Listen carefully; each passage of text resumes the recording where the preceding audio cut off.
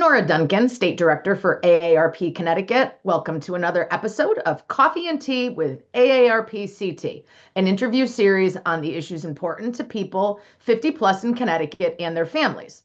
We are in the middle of the 2026 Connecticut legislative session, and I'm here with John Erlingheuser and Natalie Shurtleff, who lead our advocacy efforts with, of course, the help of our amazing volunteers over at the state legislature. Even-numbered years means a shorter legislative session in Connecticut. This year, we're running from February to May rather than January to June. So a whole lot of action is crammed into a very short period of time. We have been talking a lot about pocketbook issues for the last 5 years or so, and we recently released the findings of our Vital Voices survey of people aged 45 and older in Connecticut. It's no surprise people are feeling the financial strain, with fully 1/3 of people reporting that they struggled to afford groceries in the last year. Between healthcare and the cost of living, Connecticut adults 45 to 64 are more likely to feel financial pressure than those 65 and up. And other factors have caused over 1/3 of folks to consider leaving Connecticut for less costly states, especially those aged 45 to 64. So in the 2026 legislative session, we are hoping to get some results that relieve the pressures that folks are feeling. Viewers may have seen our pre-session preview in January. Like in that episode, I'm just going to go back and forth with some questions to Natalie and John. Does that sound good? Thanks. All righty, let's start with Natalie. The basics. Food. I mentioned 1/3 of people say they were struggling to afford groceries in the last year. Tell us about the state response to SNAP benefit cuts by the federal government. Yeah, I mean, like you shared, people are struggling to be able to afford their groceries. I think a lot of us can relate to going to the grocery store and getting to the checkout counter, and all of a sudden that bill is more than it used to be for the same groceries. And unfortunately, at the same time as we're struggling to afford groceries and people are struggling to make ends meet, the federal government has rolled out some new restrictions to SNAP benefits. So SNAP benefits are for adults that are struggling to afford food. And it's a critical safety net to make sure that people are able to eat and get healthy nutrition.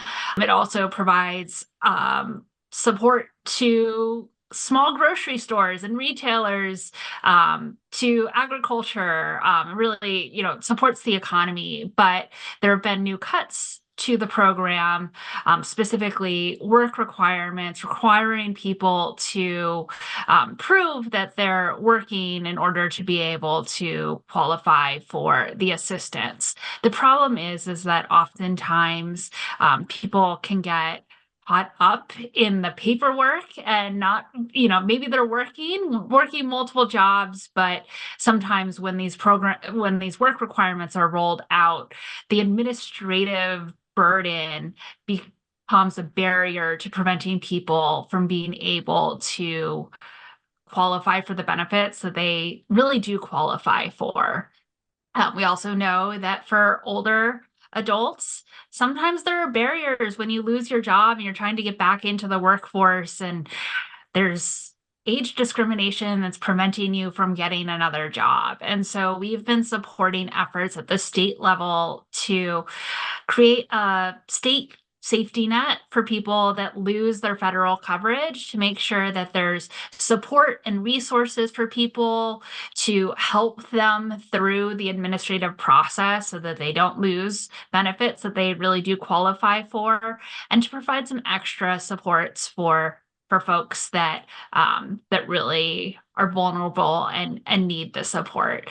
So it'll make sure that people still have the food benefits that they need, while encouraging them to work and support their community. Great, thank you for that update. It's a confusing situation for a lot of folks. John, let's go over to you. The hot topic of electric rates is never off of our radar. So What we didn't know a few months ago was how successful utility companies would be with going back to the Public Utility Regulatory Authority recently, which has been a real hit to consumers. But looking at the legislative side, where do you see us heading for end of session? It's a good question. And, you mentioned the vital voices, and one of the reasons people have so much of a hard time keeping up with bills in Connecticut is because of a high demand, high utility rates of all kinds, both, whether it's electric, gas, or water.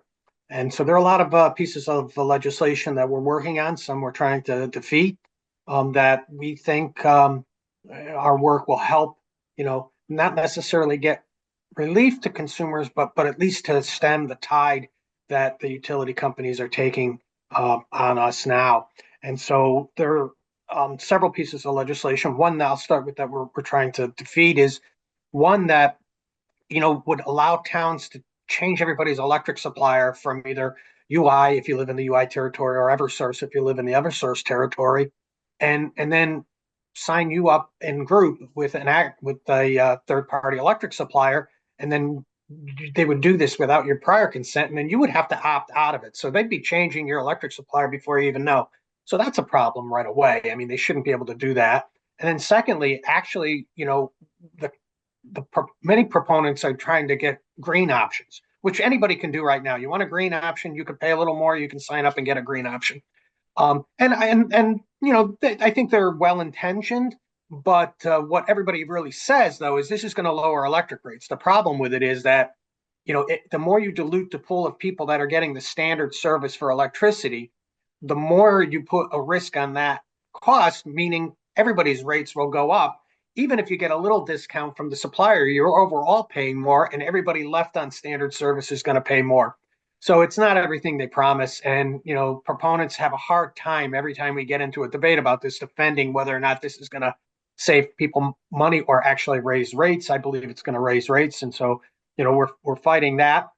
There are a couple of good pieces of legislation that are being worked on that would deal with data centers. And data centers, all AI and all of this stuff takes an awful, awful, awful large amount of electricity. And, we don't want to stifle economic development by preventing data centers from coming in the state, but we also don't want the strain that they put on the electric system in Connecticut to really, cause rates to go up because of all the usage that they're going to be using. So there are pieces of legislation, one that would take away tax credits for folks coming into Connecticut as a data center. That's one approach. And then there's another piece of legislation that literally would make them responsible for having their own generation and bearing the costs of the electricity that they're going to need in order to power things like artificial intelligence. And so, that's a very important, it's a new emerging thing, that folks have to deal with. Our infrastructure didn't, contemplate data centers and AI, 5, 10, 20 years ago or at all. So that's an important one. And then, there are other things, like people get rooftop solar. There's a lot of a couple pieces of legislation that we're working on to put some consumer protections in from the agents of solar companies that come and knock on your door or call you on the phone trying to sell you solar and with the promise of free electricity. And believe me, nothing is free. And, it's when you're talking about sometimes getting into a $25,000 arrangement, it shouldn't be done lightly. And there should be a certain level of protection for consumers. So we've been working for several years to try to get that. And in a couple of committees, there's legislation around consumer protections. And then, I'll say something about phone service as well. There's a piece of legislation to ensure that folks who get telephone service through a wire, but not necessarily old copper wire, but through a wire, have the same protections that folks have who get the old service through a copper wire, the old plain old telephone. Because as technologies have grown, most people are not getting their phone service in the old way anymore. They're getting it from a company that through a wire, and they don't have the protection. So we want to make sure that they do. Now, that's not to say, so like today, we're recording this morning on Zoom. That wouldn't be covered. But a phone, if you have a phone in your home and you're getting it through a wired service, that would be covered. And we think it's important that is taken care of. So lots of legislation. We're doing some work on water as well. There's the Aquarian, a water company, Eversource wants to sell them off to the Regional Water Authority. But then when that happens, if that deal goes through, it means that all of the customers of Aquarian currently, and I count myself amongst them, would no longer have the protection of regulation by the Public Utilities Regulatory Authority. It would be in the hands of an independent board, and that's not necessarily a good thing for ratepayers. So lots of things happening on phones, on electric, on water. So we're out there fighting, and we appreciate all the work that volunteers have been doing to hold the line as best we can, and we'll continue to fight as well when the session's over, before the regulators, on the various rate cases that'll be coming up. So lots to do. That's right. That is a issue that never ends. So we, John, I'm going to keep going with you. We often hear that Connecticut taxes Social Security income, and that is partially true. But this year, it seems like we might actually see some movement to completely stop taxing Social Security. Fill us in on that. Yeah, so we testified on a piece of legislation that would finally take away the last bits of residents who are taxed on Social Security, because currently 100% of Social Security benefits are exempt for folks that are an adjusted gross income of $75,000 or less for a single filer, and $100,000 for a married couple. But it's taxable for everybody over those limits. Now, in the state of Connecticut, those are not large incomes. As you pointed out, we're a very high cost state. So there's still a lot of people that are above those thresholds that are not living high on the hog, and actually need some relief. So we think finally we're going to get that last piece of taxation on Social Security repealed, so that Connecticut can join, I think, something like 43 other states that do not tax Social Security income. And it's very important because, as you said, we want to encourage people who retire to stay in the state of Connecticut. Why is that? Well, they actually can, when they retire. Why is that? Because they actually contribute more to the financial well-being of the state of Connecticut than they take out. And it's a very simple reason why. They don't have expendable income. Every dollar that they get, they use to pay for utilities, pay for food, pay for gas, pay insurances, all things that keep Connecticut's economy going. So you don't want to lose those people to Florida or South Carolina. You want to keep them here in Connecticut. And by doing things like making sure that they can keep more of their hard-earned money, then that's what we should do. And we supported a piece of legislation that calls to do that. And I know it's in the Senate Democratic caucus's priority bill, number one. And we're going to hope to make sure that when something passes at the end of the year, it'll have the exemption of the last pieces of Social Security that's taxable. And then we could move on to other parts of the retirement income, composite. Yes, we certainly do hear from a lot of people about that. And we're trying to tick away at this one bit at a time every year. So thank you for that. Natalie, let's move on to you. So support for family caregivers is a big priority for AARP for years. What is the status of bills impacting the over 700,000 family caregivers that we have here in Connecticut? Yeah, I mean, this has been a big priority for us. And so one of the things that we've been supporting is a caregiver tax credit.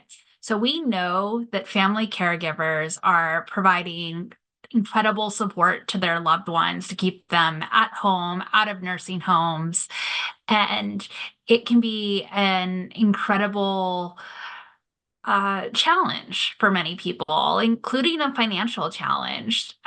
Purchasing things like home modifications, ramps,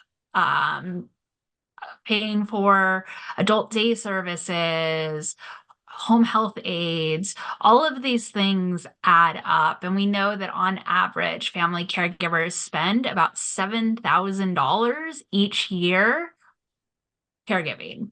And so we are looking for a caregiver tax credit to offset those costs and provide family caregivers some real financial support. So we have testified on this as well. And glad to say that it's moving through the legislative process. There was a bill that was voted unanimously out of the Aging Committee with strong bipartisan support. We see a growing list of co-sponsors on the bill.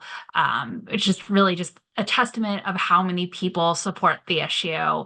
And that bill that John just mentioned, SB1, that is the Senate Dems priority bill, that also has a caregiver tax credit in it. So we have a couple of vehicles for this moving forward, and like the Social Security tax, we're looking to make sure that this ends up in the final budget, final package going forward. So really got some great momentum going right now on this. Yeah, it is great momentum. And I think the last time I checked, we were at about 30 co-sponsors on that other bill. So that's great. Okay, Natalie, you also did tremendous work with the bipartisan committee on prescription drug affordability in Connecticut last year. Um, what's going on this year regarding healthcare and long-term services and supports, and the constant talk of how incredibly expensive it all is at the state capitol.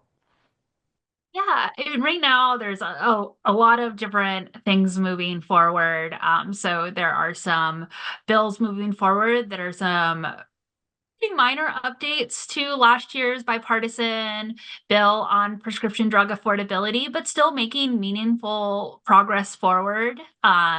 There's also some conversations around how we can continue to lower healthcare costs for Connecticut residents. We know that healthcare affordability is a really hard issue as well, particularly for members that are maybe in early retirement and they aren't old enough yet to qualify for Medicare, but they've retired early, so they no longer have their employer-sponsored benefits. For those people, healthcare can be incredibly expensive, and so we're working to see if we can find some solutions to address that. Also, like you said, long-term care and supports. One of the things that we're looking at is ensuring that we're protecting programs to keep people at home in the community where they want to be, and ensure that we have continued support for the state's what has been called the rebalancing efforts to allow people to have long-term care at home in the community rather than in a nursing home. So we are working with some advocates to protect programs that exist and make sure that they continue to support people, so that people don't have to go to nursing homes if they don't want to. Yeah, it may be expensive to help people stay home, but it is not as expensive as going to a nursing home. So the state needs to find a solution that is not, blowing up our community first choice program. Okay, so let's go back over to John. AARP is super active in fraud prevention and ensuring consumer protections in Connecticut and across the country. Our volunteers do more presentations about fraud prevention than just about anything else. That's the big thing we're invited into community for. And we are in front of the legislature this year on some crypto and gift card related pieces of legislation. John, why don't you go ahead and tell us about those? Yeah, we're working on a lot of things in the world of fraud and fraud prevention and supports for victims of fraud this year. And we'll start with one that it seems like a no-brainer, and that's creating a new task force to actually examine all the different fraud that's out there, and to come up with prevention strategies on how to fight and combat fraud. I mean, fraud is like a game of whack-a-mole. Every time we kind of close some loopholes, fraudsters put a lot of energy into figuring out ways around them. And so we're hopeful that the Banks Committee will get that piece of legislation passed, and it'll encompass people from law enforcement and from AARP, presumably, and from the banks, the department, and all over, so that we can really drill down on some of these issues. Then We also are working closely with the Connecticut retail network on gift card fraud. And it's kind of, you have your traditional scam that's out there. My grandson's in jail, go down to CVS and get a gift card and read me the numbers, and then I'll let your son out of jail because you'll pay the fine. That's one thing. But there's also a new kind of criminal enterprise out there that's really going, and they're taking gift cards from stores, and then they're kind of making sure that they're already drained when you go and buy them, because they put them back and they change the IDs, and it's a bit of a complicated thing. But in the end, you go and you buy your gift card, $100 gift card at Lowe's somewhere, and then you go and you give it to somebody, or you try to use it and you find out there's no money on it. So that's $100 out the window. And this is just something that's really, really, really hard on folks. But you're trying to do the right thing. The stores hate it because then they look like they have, defrauded you, when it really is not them. It's these criminal enterprises that are really, acting. So we're working with the Connecticut Retail Network and law enforcement as well to try to pass legislation to, criminalize this and go after the people that are perpetrating this type of fraud. And then again, with crypto, we testified in favor of a piece of legislation that will allow people to take up to $75,000 deduction off their state income tax if they are a victim of a crypto fraud or a wire scam, so that at least there'll be some level of being able to recover financially from some of these frauds. So lots happening on the fraud front this year. It's unfortunate that we have to have this kind of legislation, but it's needed. And, we have great support from our Fraud Watch network of volunteers and our advocacy volunteers on trying to get some of this stuff passed in this short session. And I think we will. Yeah, these are great bipartisan issues because nobody likes getting scammed or defrauded. Natalie, affordable housing and transportation is the problem for many people in our state. What's going on right now in those areas at the legislature? Yeah. In the affordable housing area, there's one bill that I think is kind of one of the funnest bills this year, at least in its name. It's being referred to as the Golden Girls bill. And what this bill is about is allowing people to rent out rooms of their home. So, like in Golden Girls, allowing a homeowner to rent out a few rooms in her house, invite them, and it's really a win-win for people. For older homeowners, it can be a way to supplement your expenses. If you have a renter moving in with you, they can help cover some of the expenses for your home, help you be able to stay in your home and afford to stay there.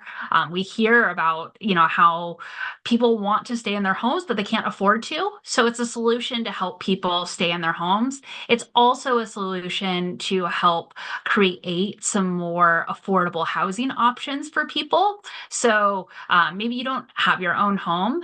You're older, you're looking to move in with someone. It can be, an affordable way to rent a room from a friend of yours or, someone It, creates these housing options. In some cases, it can also create real, harmony when folks of multi-generations are living together. So you get a younger person who's, in college or just out of school, moves in with an older couple, an older widow or widower, an empty nester, and they can provide each other with mutual support. So the younger person, who's the renter, can help provide support with shoveling or mowing the lawn, things like that the older person may be struggling to do. But the older person is available during the day. So maybe they can receive packages or do other things to help support the younger person. And so these multi-generational living arrangements really work well for everyone. And right now, the the state of Connecticut, the landscape is a little bit uneven. So in some areas you can do this, in some areas you can't. And it can be really confusing to people as to whether or not you're allowed to do it in your community. And so this legislation would just allow people across the state to be able to do it and take that confusion out of it, allow people to make decisions about their own home for themselves. And then in the land of transportation, we've been supporting a bill to expand a pilot program around what's called microtransit. It's microtransit, if you haven't heard of it, we have a great pilot that's underway in many different communities around the state, and it provides a kind of in-between transit option for where there's not existing transit route. So if there isn't a bus, there isn't enough need to have a full bus line running from, point A to point B every day. Microtransit allows someone to request a ride to take them between point A and point B. And I've heard from some of our own members about how this program has benefited them and how it's meant that they can, rely on public transportation when the routes are there, but then supplement it with this additional service to get where they need to go. And we know that as people age, they oftentimes aren't able to continue driving safely. Maybe they're not as comfortable driving safely. And that can lead to real social isolation, because if you don't have the ability to get out, go where you need to go, people often just stay home. And that just, leads to really downward spiral for many people.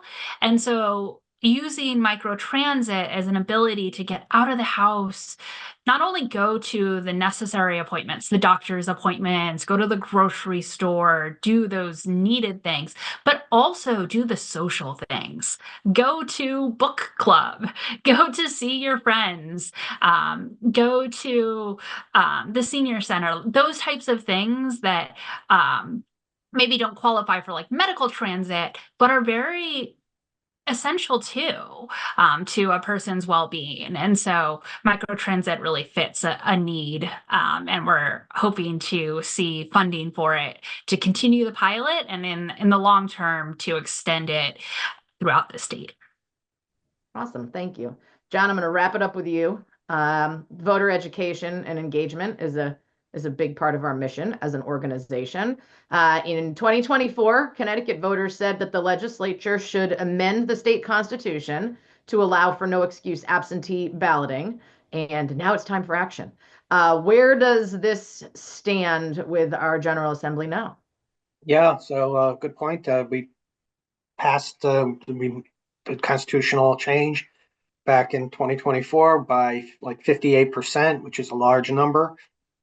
And so, voters are now expecting the legislature to do something about it. There was a bill last year. It didn't end up making it through all the way, but we do need legislation because it's still statutorily, you need an excuse to vote by absentee balloting. But we don't want just to remove the restrictions on absentee balloting. We want to create a system that works for voters. So, most people don't realize now, if you vote absentee ballot and you make a mistake, or you don't sign the envelope on the inner envelope when you mail or your ballot in or put it in the drop box at town hall, you're pretty much out of luck, because when they go to count it, they'll just reject it. And most states that do have a lot of mail-in balloting have a system that allows you to track your ballot, determine whether or not it needs some curing or fixing, like you missed a signature or you didn't use the right envelope or something. And so we think that we should pass this legislation. There are two bills. We think we're going to get something done this year, and it'll have a system for people to track their ballot, fix it if necessary, and ensure that their ballot's cast.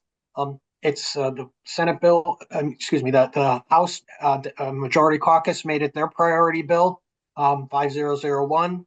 So we anticipate getting something done. The question is, how much can we get done to improve the overall system of mail-in voting. And then, once we get that system up and running, we could look at other parts of voting and, do we need 2 weeks of early voting if we're going to be able to vote without an excuse by mail? And we have a system that'll ensure that your vote is correct and not rejected. So lots happening. It's a big priority. We've been working with a coalition of folks on making sure that this passes this year, and we think it will. And we're hopeful that most, if not all of it, will be in place for this year's statewide elections in November. So we're keeping our fingers crossed, and we're going to keep working at it.